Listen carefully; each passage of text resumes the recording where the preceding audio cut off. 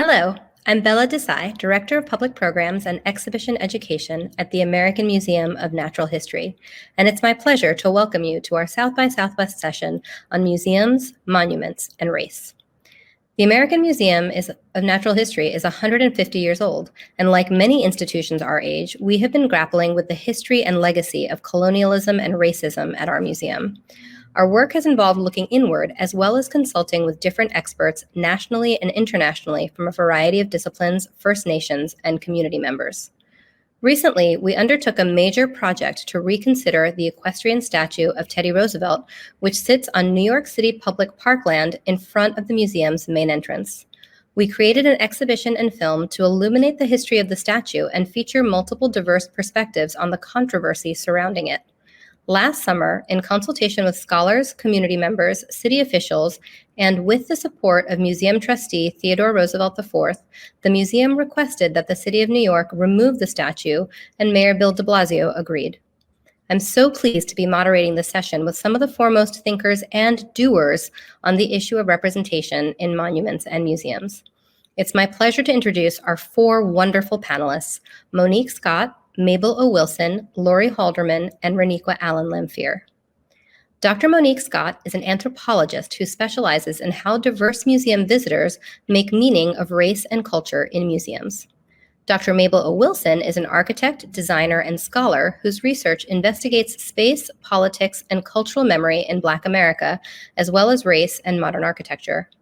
Laurie Halderman is the head of the exhibition department at the American Museum of Natural History and led the development of the Addressing the Statue exhibition. And finally, Dr. Reniqua Allen Lamphere is an award-winning filmmaker, writer, and journalist who works on issues of race, opportunity, politics, and popular culture. It's so wonderful to have you all here. So I want to start with Dr. Scott. Monique, can you tell us a little bit about why we need to have this conversation right now? Well, we need to have the conversation right now, and we needed to have the conversation 10 years ago, 50 years ago, 100 years ago. But this moment is unique. Museums are not in a silo. They're part of popular culture, public culture, political culture. And, you know, as we've seen, as we are all aware, we've seen an ugly rise of white nationalism and a rise in racial violence. And we realize that poignantly and painfully that a monument is not just a monument. And we see a country using symbols, monuments to fight race wars, using Confederate monuments to enact the ugliest forms of anti-Black racism. So, you know, in this moment, you know, the country has been forced to respond, to mobilize, and we have activists such as Decolonize This Place that have brought particular attention to monuments and to museums, protesting outside of museums such as the American Museum of Natural History. And there have been protests and activism against the statue for decades. But in this moment with this energy, museums are having to reconsider their legacy, their residues, the residues of their problematic histories, and the way that they present and represent culture and cultural communities, whether that's outside of the museum or within the museum.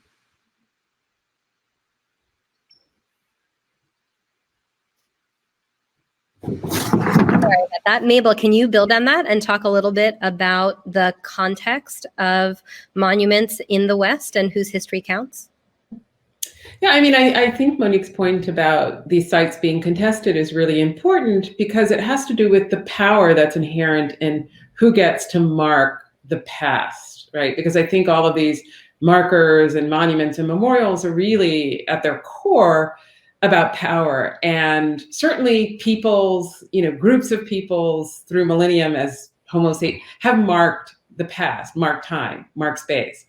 that's without a given. But the monument does have a very interesting trajectory in the West, particularly in what I would call the modern West, right? From the formation of Europe and the ways in which it sort of cobbled together representations of power to sort of mark particular events. And so drawing, for example, on Greece, on Roman statuary, which were, often efforts to kind of mark historic events, such as a successful war campaign with triumphal arches, as you see in Rome. Modern Europe, and I mean modern Europe really from the 13th century onward, sort of readapts this through the Renaissance, through neoclassicism that we see in Washington, D.C. And this becomes a kind of language for marking space, marking political power. And so it's important to see the Theodore Roosevelt Memorial in front of the American Museum of Natural History as a figure that's coming triumphantly, literally out of an archway that was built in 1930, or completed, I think, in the late 1930s by the architect, I believe, John Russell Pope. And it's actually an addition to a neo-Romanesque styled building from the 19th century. So there was something really important to put at that moment, this statement really of power marked by, a president, and marking, sort of a white person leading two people of color, an African and an indigenous American, forward. And that has a very powerful message, which is why I say these sites are always about power. Monique, go ahead. Did you want to jump in? I just wanted to mention, and seeing that image and hearing Mabel speak, it's also the architecture. So much as power is built into the architecture and the facade, and there are the words truth, knowledge, vision. This is truth. What you are seeing here is the truth, and that's powerful too. Absolutely. And actually, to dig in a little bit more to the statue itself and to the reactions from scholars and from the public, we're going to have the opportunity to show you a little clip from the film that Dr. Raniqua Al-Lamfir actually put together. So let's go ahead and take a look at that clip that will help set up some context for the specific story of this statue.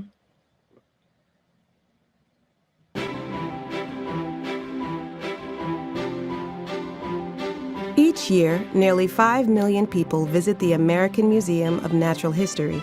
Most pass by a controversial statue memorializing former governor of New York and U.S. President Theodore Roosevelt.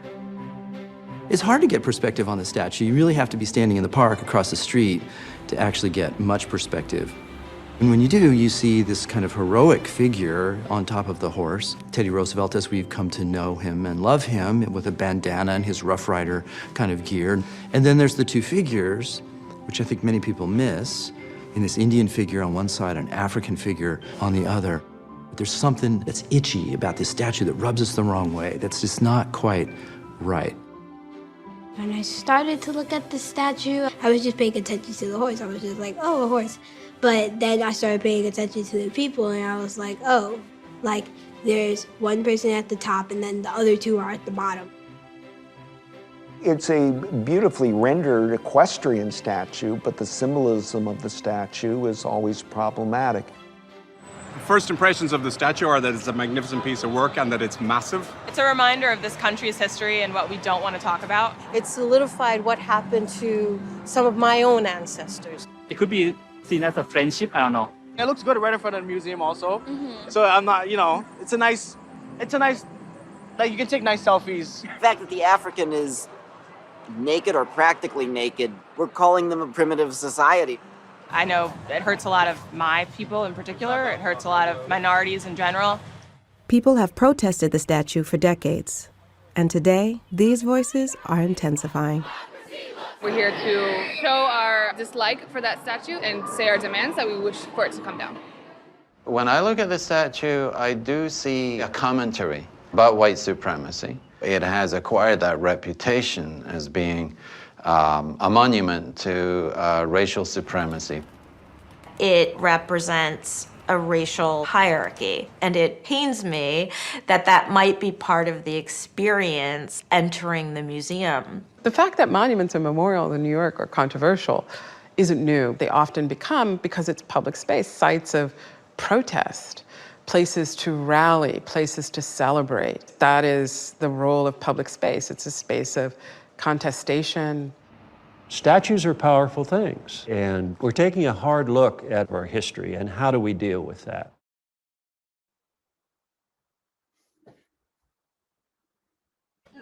Thank you, Reniqua, for that. Amazing. It's just a taste of the full film, which people can see on the museum's website. But that, I think, sets up this conversation really nicely. And Lori, I would love to come to you to tell us a little bit more about the context, the history the museum has had with this statue and sort of what's happened that goes beyond what we see in the film. Sure. Well, as Mabel said, we got a triumphal arch and a heroic statue, they said, when it was unveiled in 1940. And since that time, it's been a lightning rod for decades for unhappiness, for protests. And the museum has known that and grappled with what to do about it. And a couple of points that seem important. One is the museum does not own the statue. The statue is owned by the city. So anything the museum wanted to do, take it down, for example, would actually need to be in partnership or really with the authority of the city. But I think it's also complicated because the museum has long thought of Theodore Roosevelt as our conservation hero. He set aside 230 million acres of public space. And so he's been a revered figure. The museum has had a 150-year association with the Roosevelt family. And I think that put everybody in a complicated space. I mean, a decade or more ago, there was an effort to draft a new plaque at the statue. And there was a thought that, you know, we do need to say this statue does not reflect our current values. But a plaque is difficult and drafts of it got long. It was hard to keep it short and to say it just right. So at that point, it was decided not to reinterpret it, but clearly the world-changing protests, a lot of things happened to make the museum assess the statue differently and to realize it's time to confront it. Absolutely. Monique, did you want to jump in?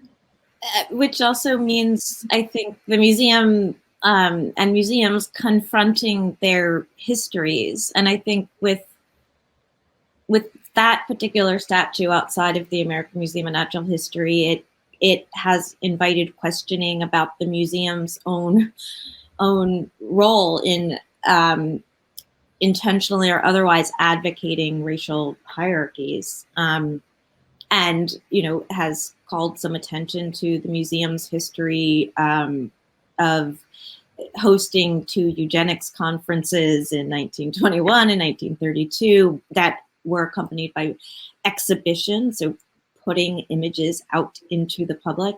And Teddy Roosevelt was a eugenicist and advocate of eugenic interventions. So it's it just makes me wonder how the history of the institution, even though not a part of the building of the monument's owned by the city, is still put in question because of its presence. Absolutely. I would add that protests have been complicated over the decades. Sometimes they are about the statue and what we see in the statue. They are also about Theodore Roosevelt, about other things in the museum, about other things in the nation, about other things in the world. They are all of those things. And that's why I think of it as a lightning rod, because it just attracts this kind of protest about a very large system of systemic racism. That actually makes me think of Reniqua and just thinking about all the different voices you must have heard when making this film and different people's feelings and interpretations about, like, related to the statue. Can you tell us a little bit more? Yeah, I think it's one of the most fascinating things about the statue is that different people saw the statue in such different ways. And sometimes that crossed racial lines, it crossed gender lines, it crossed class lines. sometimes people just wanted to take like a selfie in front of it, which was, tremendous. So I think everyone brought their own story to it, even if, and a lot of people didn't know the history of the statue. I think that was a big part of this project, is just educating people about the statue. For example, one big thing is that, sometimes people interpret one of the people as an African-American person, when that is it's supposed to be an African person. A lot of people just simply didn't know what the statue meant. So I think that was a big part of it. And then sometimes people had strong political views about what they thought, it should be moved, it should remain. People were really all over the place, and that was fascinating. I mean, for me, I grew up not that far from the museum in New Jersey, and I came to this museum all the time when I was a kid, and I loved the museum. So part of the work, I think, for me as a filmmaker, I think people going in and out of the museum, is to try to sometimes reconcile their feelings for the museum and what that statue says. And sometimes people have very strong feelings about, what it says and the work that it's doing. But I think that what was interesting as a storyteller is when you brought the attention to the statue, when people looked at it, maybe not the first time, maybe not when they saw so many people. We shot this primarily in warmer weather, so a lot of people were hanging out in front of it, and people were, sometimes just like having a sandwich or chatting. But when you brought attention to the statue and had people really look at it, they said, oh yeah, something maybe not quite right. And I think that's really important. And I think that's what the project was to do. I think that that's what museum and cultural institutions can also do really well, is to have these questions and conversations and start these conversations. But I think it's a really hard thing for them to do. I think it's hard for us to do as a society, and particularly around race. America has a very hard time talking about these things.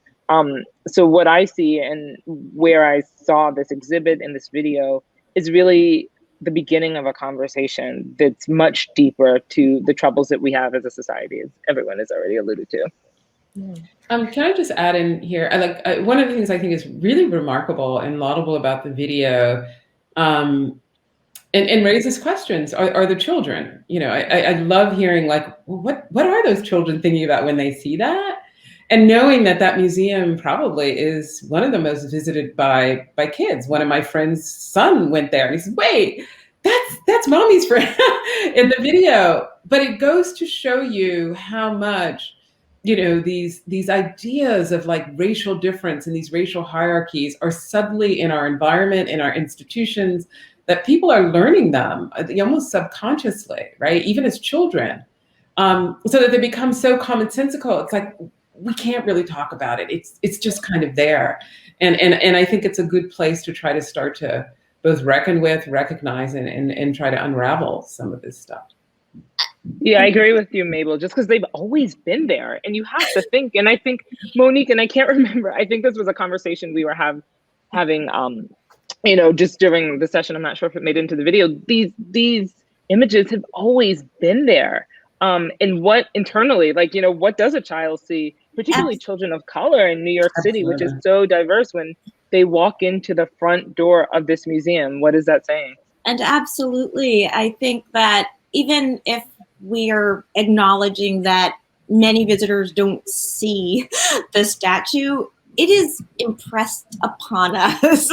We are walking into the building, somehow that image is impressed upon us and reinforced once inside the doors. But it breaks my heart that school children that anyone might approach this as truth and knowledge, this statue, this representation, this hierarchy, even subtly taking it in. And as we take it in all our lives, we take it in, people of color, we take it in, white people, taking in these images. So what should the goal, what do we do about it? What should the goal be? So the museum made this great project, exhibition, film about addressing the statue. What should our goals be? Lori, do you want to talk a little bit about what the museum's goals were in trying to address this? Sure. Well, I think in part, one of the things we wanted people to do was to see the statue. That in this new era of honesty, we can't pretend that this huge statue on our front steps doesn't show us what it does. This racial hierarchy, Theodore Roosevelt on a horse, 2 people of color walking below him. We wanted to make sure people saw it. We never imagined that the exhibition about it would necessarily be the end of the story. And as we'll talk about, it turns out that it's not. This is a process. But I think we wanted people to see the statue, to hear very different points of view. I think museums are good at trying to tell you what we want you to know. And it's harder for us to learn to step back and listen, let other people speak, and not to say, and we're going to tell you the answer now. We didn't tell you the answer. And of course, we got criticized in times for that, for not telling you the answer. But I think that was important for us to say, we want to hold the conversation now. We want people to come to their own conclusions about this now. And we want to see what effect this work will have on our visitors, on our institution, on the city. And actually, I wanted to bring Mabel in here also because, Mabel, you were part of the commission, the city commission that was looking at a host of monuments. Can you tell us a little bit about that commission, the process that you were involved in, and then the conversation in the commission around the statue? Because that kind of happened in parallel to some of the work we're talking about. Yeah, I mean, I think, as Lori pointed out, there was just a long history of the, that particular monument being controversial. And, there are monuments and markers all around the city that have that same history. I mean, it's not the only one. There's Christopher Columbus at Columbus Circle. There was Marion Sims on the edge of Central Park, who was a gynecologist who had allegedly, developed techniques in gynecology by experimenting on enslaved women's bodies without either their permission, without anesthesia. So, these were controversial sites. And so the mayor convened a commission headed by Tom Finkel Pearl, who is the head of cultural affairs, and Darren Walker, who's the head of the Ford Foundation, and just a group of people, scholars, community activists, artists, to think about, like, well, what do we do? Could there be a process for reviewing these sites? And one of the sites was, the Roosevelt. And, it helped us sort of think through that you put something up, and yes, maybe when you put a memorial or a monument or a marker, there's some sense of what it might mean. Certainly it's put up by those who have power. Time moves on. Those people pass away. Do those values still stand? And that's why it was important to think about what do you do when that happens? When another group of people 40, 50, 60, 100 years, 200 years down the road said, no, that's not our value at this moment. And what do? Do you remove it? Do you contextualize it as, put up a plaque, or do you leave it? And those are all strategies for trying to think through, what happens when you have a contested monument. That actually raises for me this whole notion of, people complain that taking down monuments is erasing history. But Mabel, I feel like you've touched on, and maybe you want to expand on a little bit, and others may want to chime in too, this notion of what are we really erasing history when we take down monuments? What does this history represent? Who gets to tell these stories? Who gets to decide? Do you want to talk a little bit more, Mabel, or anyone else? Feel free to jump in as well. I always like to just shock my students by getting them out of their preconceptions. And, the same way the monument, we all think we know what that is, but that's invented, right? What a monument is. The same thing with history. People always have a sense of the past, as I said earlier. But history, again, is something that is coming out of the West, out of Europe, that has a certain kind of codification around evidence and, as Monique pointed, truth, knowledge, right? Like those are foundational. And, in the formation of history around a thing, a person, event, there are things that are included and there are things that are always left out, right? And I love the line from the historian Michel Rouf-Triot that says, there is what happened and then there is what is said to have happened. And those are not the same thing. So that history is produced. It goes through a product. And Trujillo says there's silences, you know, and the silence are often around power. Like, who has the power to determine what can be said and represented collectively? And women, people who then become minorities, racialized others within modern societies, are voiceless. They're silenced. They don't have the power. So they don't appear in public spaces, you know, except in these ways in which, as we have here, that they are being led towards civilization. They are shown to be ahistorical. They are shown to be less than. And, you know, how we contend with that, I think, you know, requires, I believe requires a kind of consideration of each memorial in the context within the community in which it's placed. So I want to build on that point a little bit. Oh, sorry, Monique, go ahead. Did you want to jump in? Oh, I was just going to quickly say these monuments and icons erase history by their nature. Yeah.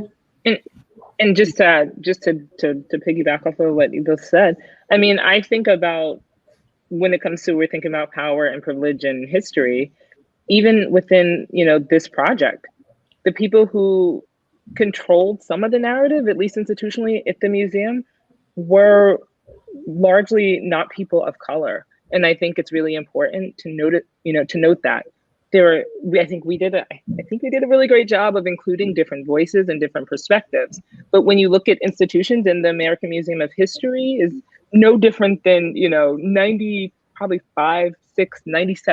the institutions in this country, where the people of color, oftentimes the people whose voices are being marginalized in these works of art, are also marginalized at the highest levels of these organizations. And for me, really trying to grapple with what, you know, the actual statue meant and what that story was important, but also who I was working for, essentially, who had the power, who had the editorial control. And I think as a journalist, I think about that all the time. And when you look at the statue, when you look at this video, and when you look at this exhibit, it is something that we need to keep in mind. And I think it's to the credit of the museum that they were very open and were willing to have this conversation.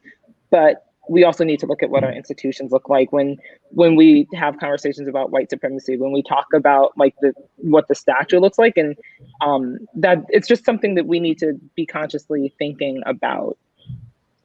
That actually makes me want to come back to Monique, because I know we've talked in the past about the idea of, you know, decolonizing the museum and what that really means, and is that really possible? And that word gets thrown around a lot. But do you want to share a little bit, Monique, some of your thoughts around that? I mean, I have many thoughts about what's been said, and it's also, I mean, Reniqua, I so appreciate you bringing that up. And as someone that adores museums and has devoted my career and life to them, it can feel challenging and tense at sometimes. I sometimes say I have a toxic loving relationship with museums, and I love the American Museum of Natural History, but I think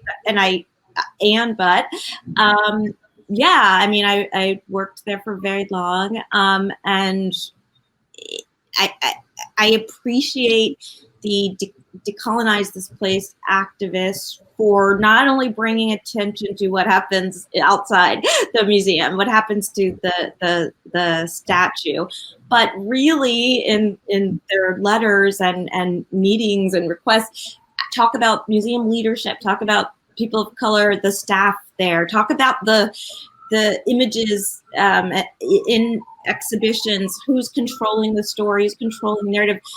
AMNH is an institution that tells us like who we are and where we come from. It's really important that there are diverse voices leading that conversation, or diversity of perspectives. One mention about the word decolonize, is that what you're getting to, Bella?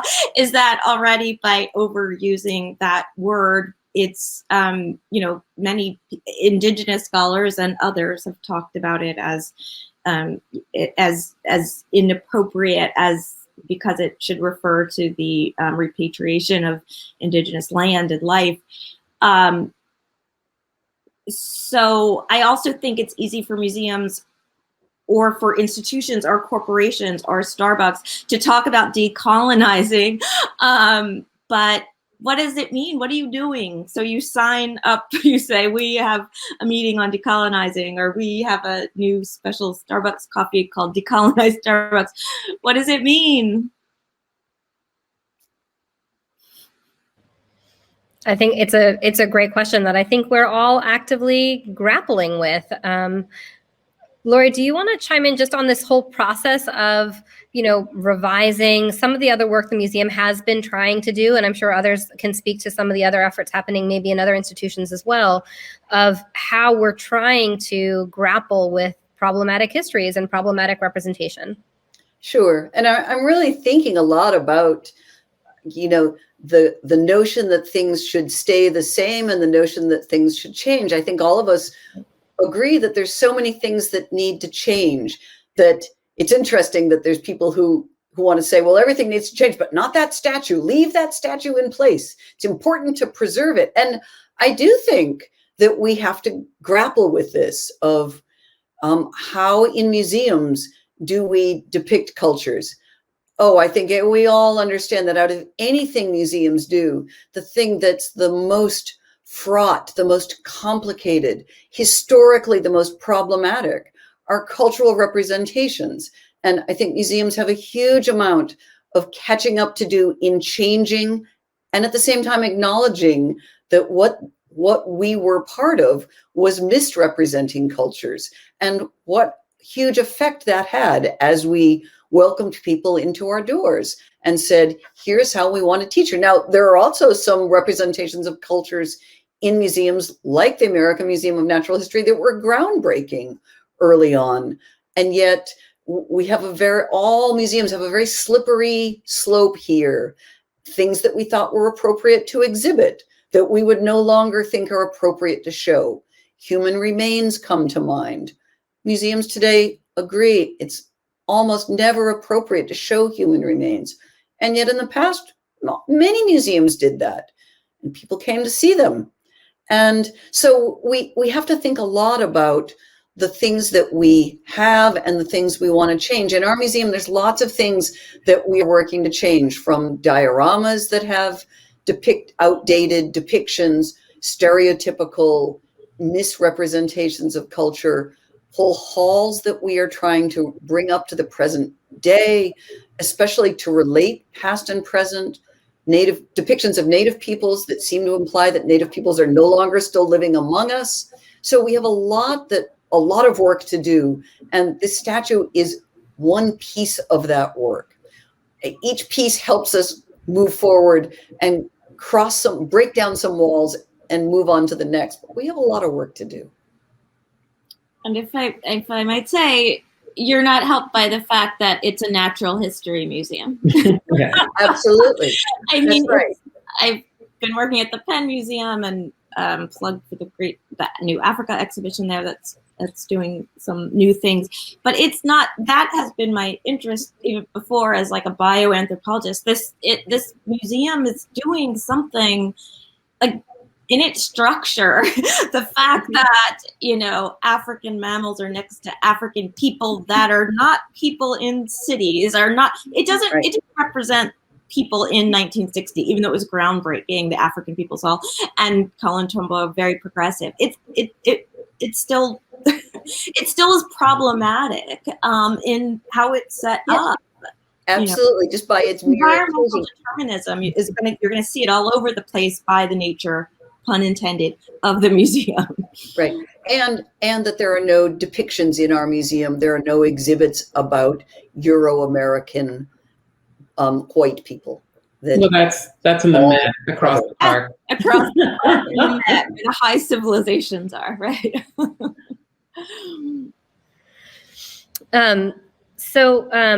Actually, I want to pivot back. Mabel, do you want to talk a little bit about other monuments that have come down or been rededicated or been reinvented, and sort of what that perspective, how we might want to look at that perspective more broadly as well? Mm-hmm. Yeah, I mean, I would say that this kind of questioning of monuments has been certainly one that's an international one. I mean, I don't think it's just in the United States.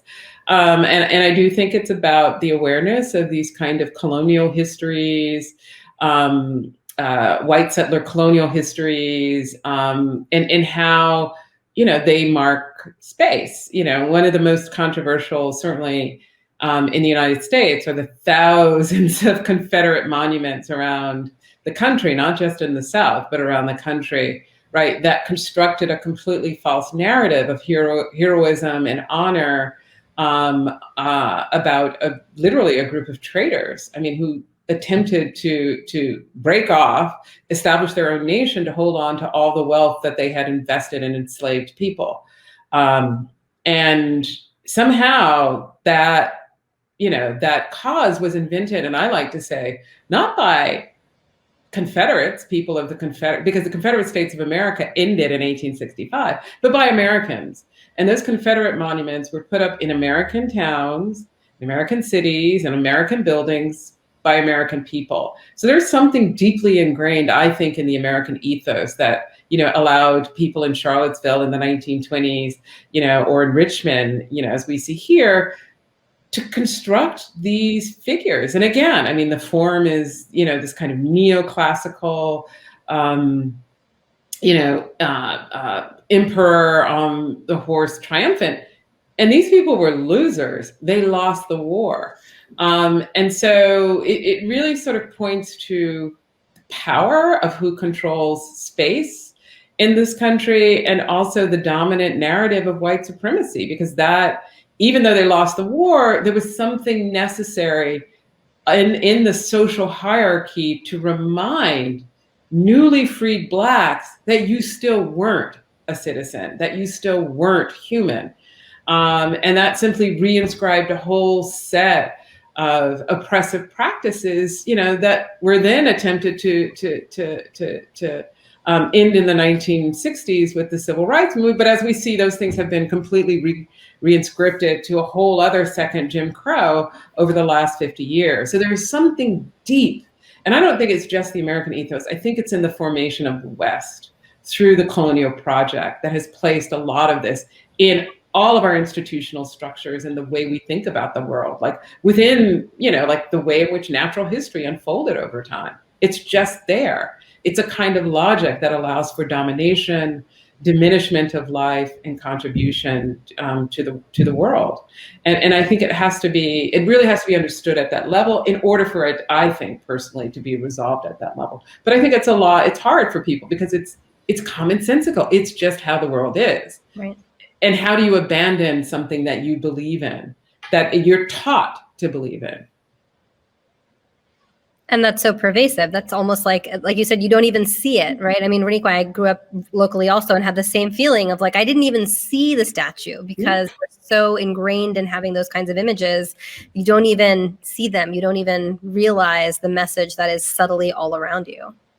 Well, I think one thing that is really important when we're thinking about, the statue is that Theodore Roosevelt is the person on top of the horse, and he is a huge figure in American culture and, in our international history and in what Theodore Roosevelt meant. And I think that why this project was so interesting was that, yes, it was about white supremacy. It was about a white man on a horse with, a Native American and an African below him, and what that meant. But I think it's also, we have to continue to think about our leaders. And Theodore Roosevelt is someone, he's not, at least in my world, like Andrew Jackson, where it's kind of black and white, so to speak. He is someone where, for many people, and maybe that's until they really read or understand, Roosevelt and who he was, is beloved. He was beloved by the museum.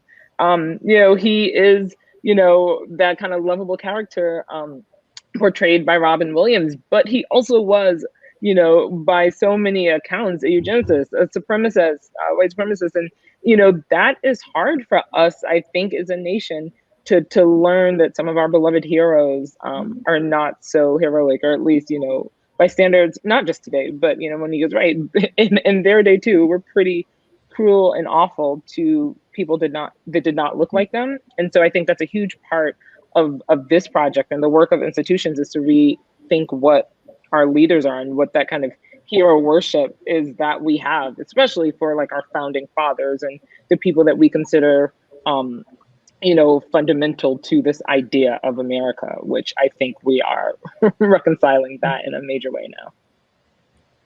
And he's not just like, that's such a good point. And he is a hero and a symbolic hero, but he was also a man in power that, he elected Oliver Wendell Holmes to the Supreme Court, who enforced compulsory sterilization methods. I mean, it's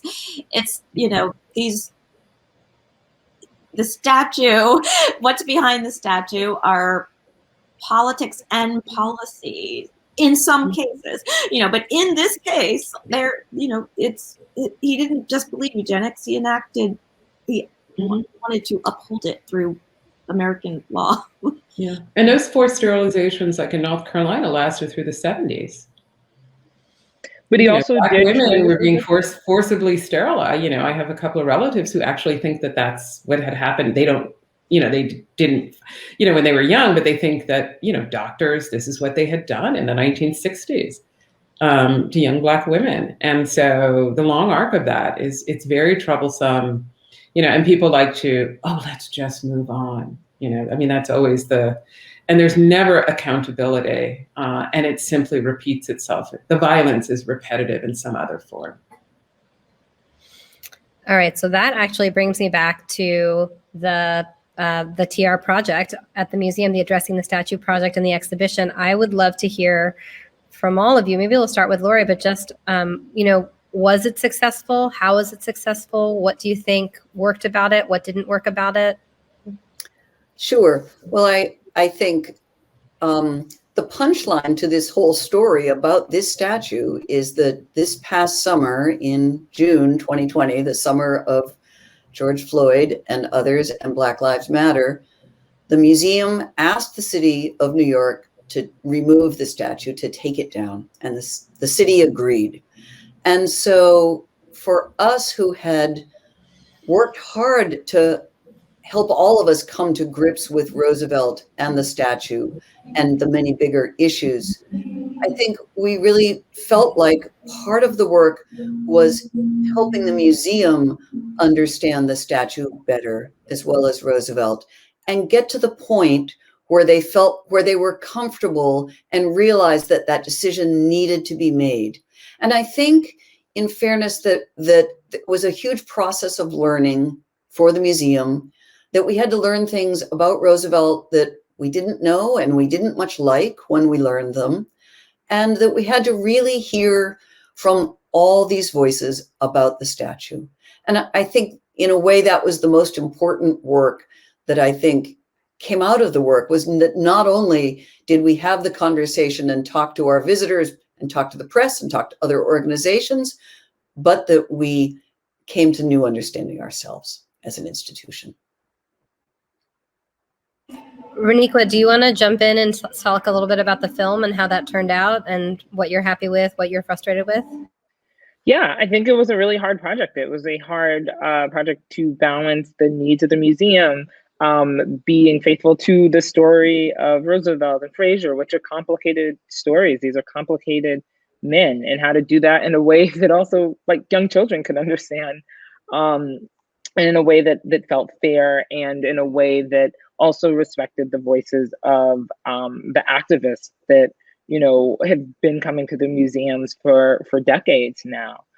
So I think that was difficult, and I think it was hard for me as a filmmaker to push the museum to really confront, particularly the history of TR in a really hard way. I remember when Mabel in her interview said Theodore Roosevelt was a racist, and everyone was like, oh, no, you're going to have to, everyone on my team, on the production side, was like, you're going to have to cut that. They're never going to allow that in.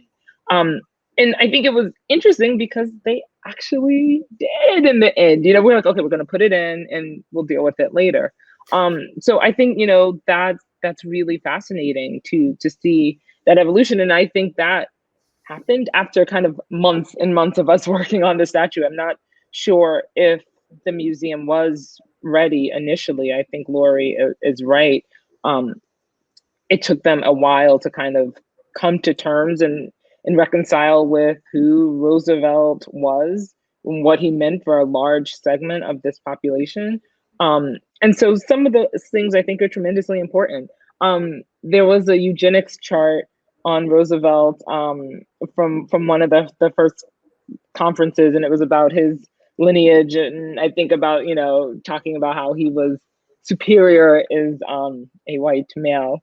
That didn't make it in. It's kind of complicated to read, but it was just a fascinating thing to me that I wanted to add. There were a couple of statue pictures that showed the activists and showed the statue covered in blood. That you know, some of these communities thought it was the real actual depiction of the statue because Roosevelt and you know, leaders like him had blood on their hands, and the museum kind of bristled at showing that image. And to me, that was a bit hard because I'm, you know, felt like, you know, I wanted to tell the story in the most complete way. So I'm a little bit disappointed that image, because it's powerful to me about what it's saying and what the message was of this group. And it's very visual. And, you know, at the heart of this is a visual project. So some of those things I wish were in it, but ultimately I think it was successful because it got people talking about it. As folks said earlier, it got people to see the statue and to think about what it meant. I think the words of like Monique and Mabel got people to think about spaces and public art and how race is in it. And I think just opening people's eyes and opening the museum's eyes. You know, they needed to understand what the statue meant and what it meant to people. And I think this is the beauty of you know, being visual storytellers, that I think that seeing it and hearing it and seeing some of those images is tremendously powerful. And to see the history of the statue along with the visuals, it's you know, it's quite remarkable. And I think that in the end that, you know, we're pretty happy with what happened. At least I'm pretty happy about what the exhibit did, what the video did, and the conversation that it led to. And I hope they continue in different parts of the museum. Well, thank God for films and films as a more dynamic monument. I think it's hard, Bella, and you know it's hard. You asked, were these things a success? It's hard for us in museums. It's hard for us as academics to say this is a success. And will these things be a success 10 years from now, 50 years from now? I don't know, but I do see, and I'm grateful for like personally, professionally, that it has opened up important conversations behind the scenes, you know. So, and Lori, I mean, hearing you talk about just, you know, the process of the exhibition being the enlightening aspect, it's the process, not the product. And that's what has been so, not inspiring, maybe inspiring, let's go for it, let's be positive. Inspiring to me about working with museums right now is that the conversations are happening and change is happening. Look at how many new Black curators that have been appointed. And I mean, it's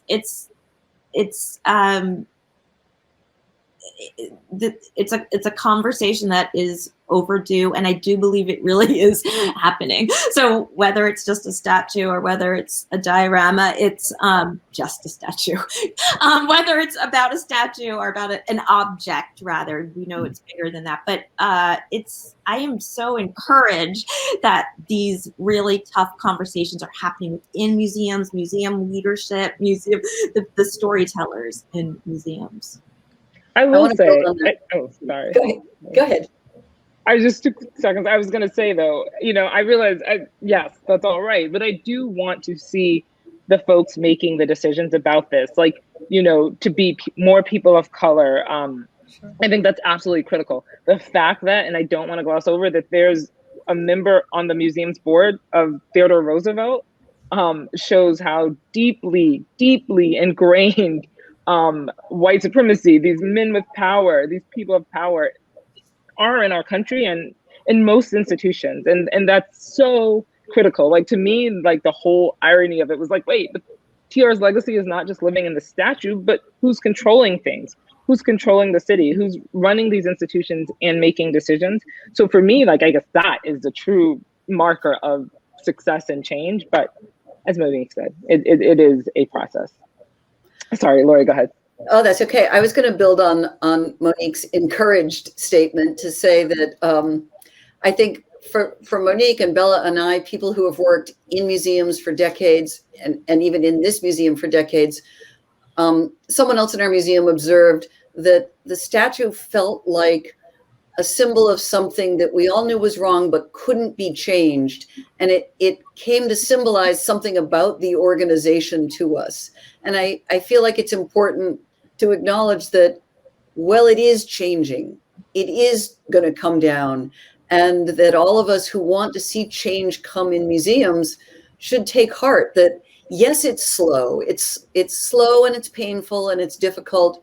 And not everything that we want to see change is changed yet. But that we seem to be moving in the right direction. Agreed. So actually, I want to use that as a jumping off point for a closing little piece for each of you. So what happens from here? The monument comes down, then what? What should happen next? Monique, I'll start with you.